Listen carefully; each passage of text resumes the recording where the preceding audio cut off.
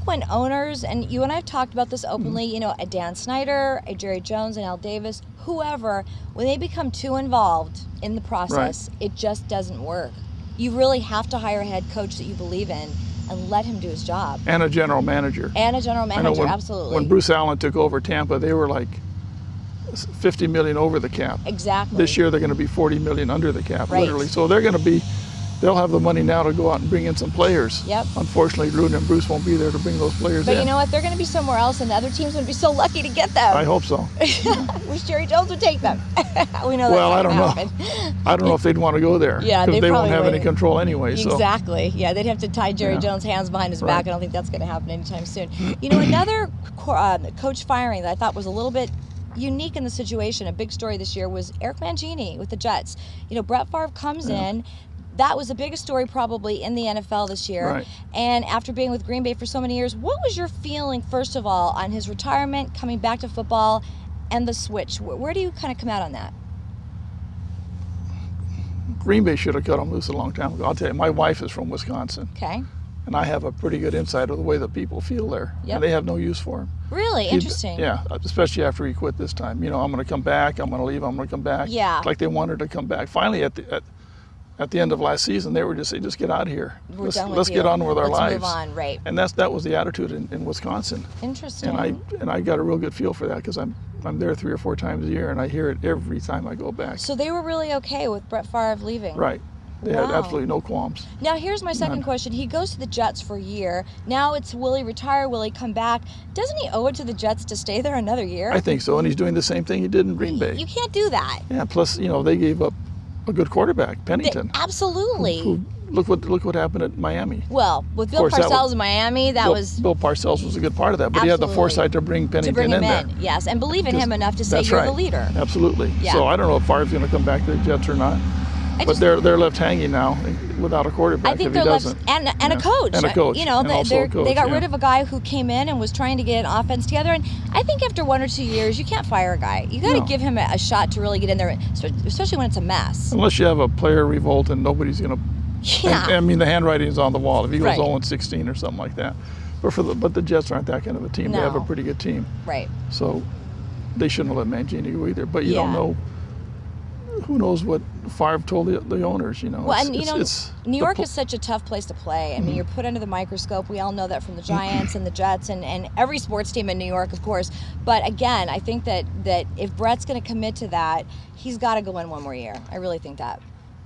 I think he should too, but I don't think he likes the cold weather. I think it was pretty obvious in his last season in Green Bay. If you saw those last couple of games, man, I didn't think a country boy would even fit in New York City. He didn't really honestly. want to play. Yeah. But you know, they're in a tough division too, so he may not want that. Yes. You know, Miami and New England and the Jets are pretty rough now. You know, this year we also saw a lot of young quarterbacks like the Matt Ryans and the Joe Flaccos do very well.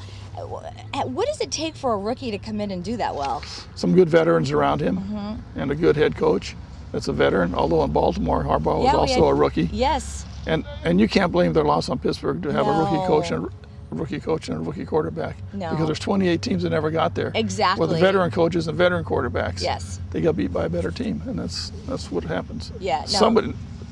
You can't win every game. Right. At the end, there's going to be one team. Yeah. They got there where there was 28 that weren't there, and there were 4 that were there. Now there's only 2. Right. So I think Flacco did a good job. I think Harbaugh did a very good job. Oh, I think Harbaugh did an amazing job. Coach Harbaugh, you know, props to you because that was an amazing situation just to come in like he did and just take over. Give them another year and they'll be right back there. Right. Don't forget Pittsburgh beat them. Actually, they beat them 3 times. Yes. It's hard to beat a team twice. Yes, let to alone beat them 3 times. It's almost yes. impossible, and they did it. And in fact, the last game they were more dominant than the first 2. Yeah, you know, going back to Pittsburgh for a second though, their defense #1 in the NFL, amazing. Their offense, Ben is great. They've got great people, but I don't think that they have the kind of offensive power that the Cardinals do.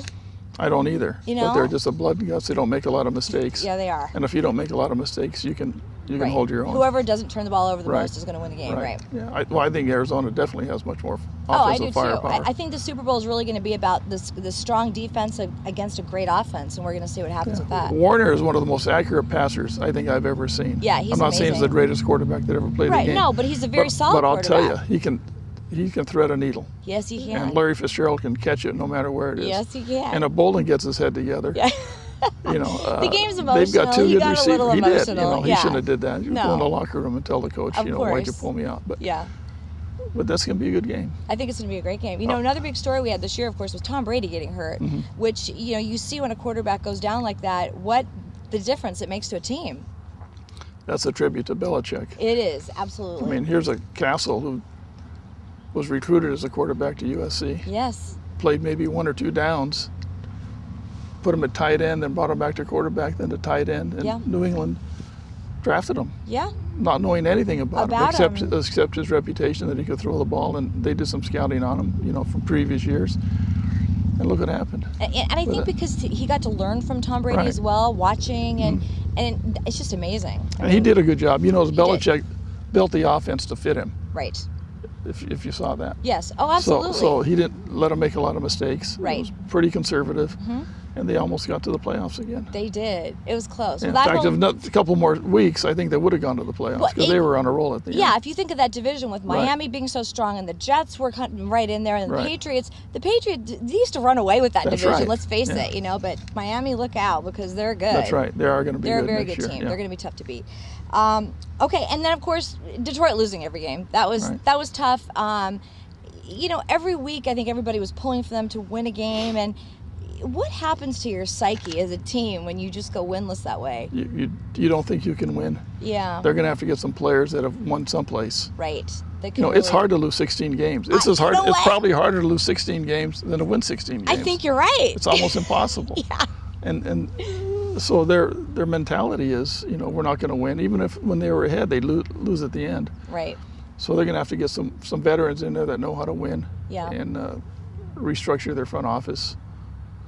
And that's what it's going to take for them. It's going to take a while because they are really bad. They are really bad. And they're not that great of a division either. No. Chicago, Minnesota, and Green Bay. They're all kind of just struggling. kind of mediocre. So, yeah. And to go 0-16 in that division, that was tough. You've got to be terrible. Yeah. That was tough to watch. That's right. That was definitely tough to watch. All right, now Super Bowl predictions. Are you feeling it anyway here? Cardinals, Pittsburgh. I know Pittsburgh's favored, but I personally have to go with Arizona. We're like 200 other million people in this country. Of course, Everybody's yes. going to have an opinion. Of course. And I also like Arizona. Good. I think they're going to have too much offensive firepower for them. And they're pretty rugged. They're really good. They are. They should be rated higher I think so. on defense. Well, I don't think people really watched Arizona, let's face it, No, until a they're- few weeks ago, right. so they Well, don't really know. They're not in a big market. No, they're not. And Arizona, Green Bay, Jacksonville, some of the smaller teams. Exactly. So they weren't on television a lot. Right. So people really don't know them. Right. But if you watch their defense, they're fast and they're rugged and they play a good defense. Well, and they weren't supposed to beat the Philadelphia Eagles, were they? No, Yeah. they weren't supposed to beat Atlanta either. Yeah. They were supposed to beat Carolina. I thought Carolina would wind up in the Super Bowl. I think everybody did. That was a big They were on shocker a as roll, well. yeah. They were, and the same with Tennessee on the AFC Right. side. It was like, here's a team who's strong and doing really well, and they couldn't do it either. Well, Arizona beat Carolina, who was on a roll. They were hot at huge the roll. end. They were hot, They beat yep. Atlanta, who was hot at the end. Yep. And they beat Philadelphia, who was even hotter at the end. Yeah. So they beat 3 really good teams. It's the team that's hot at the end that usually gets there. That's true. And Arizona got hot at the end. They had a little lull in the middle of the season. Yeah. Because I won't say they didn't have to win because everybody wants to win. Right. But there was no pressure on them. But to win. speaking of pressure and undefeated seasons, and of course it hasn't happened since the Miami Dolphins many years ago. Right. I think it's better, honestly, to lose a game. I think we learned that last year with the Patriots, than it is to be so pressured with winning every single week and feeling that going into that game. Because I really felt in last year's Super Bowl that the Patriots they ran out of gas at the very end of that game. Not that Eli Manning didn't do a fabulous job at the end, but I mean, you could just almost feel the air coming out of the balloon,